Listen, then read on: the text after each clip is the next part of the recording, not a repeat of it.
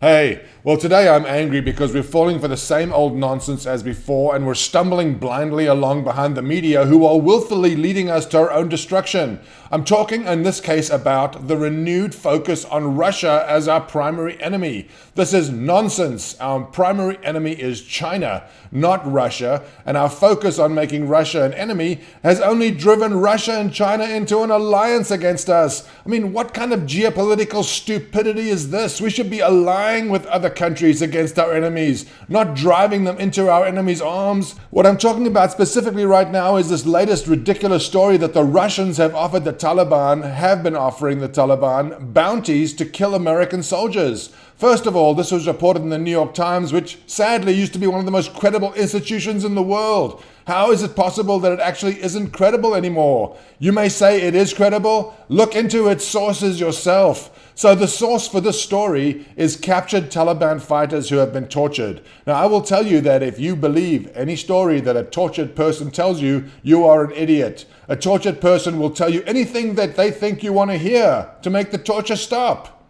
Obviously, this is not data, this is not news, and both the Russians and the Taliban have denied that it's happened. Plus, I think less than 20 Americans were killed in the whole of last year in Afghanistan. It's not as if they're being hunted on a regular basis. The story is a joke. And yet here it comes out before the election. The media cheerleads it, and we all fall dumbly in line behind.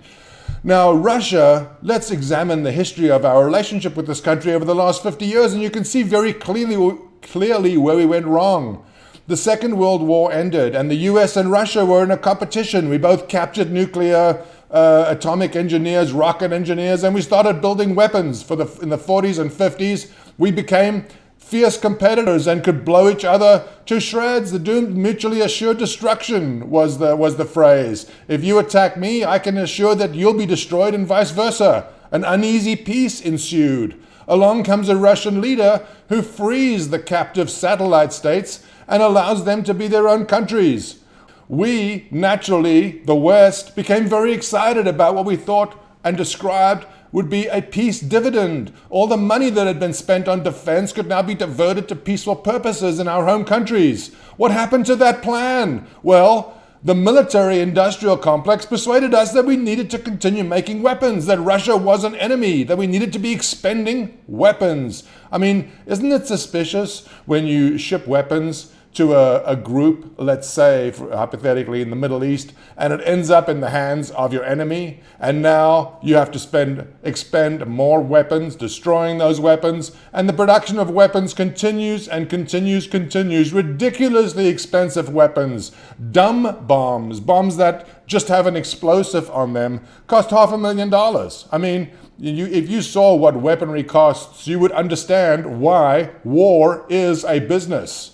Let's not allow the war business to drive our children to their destruction. Russia is not our enemy. China is our enemy. But our bigger enemy is the war machine that wants our kids to fight. Let's wake up.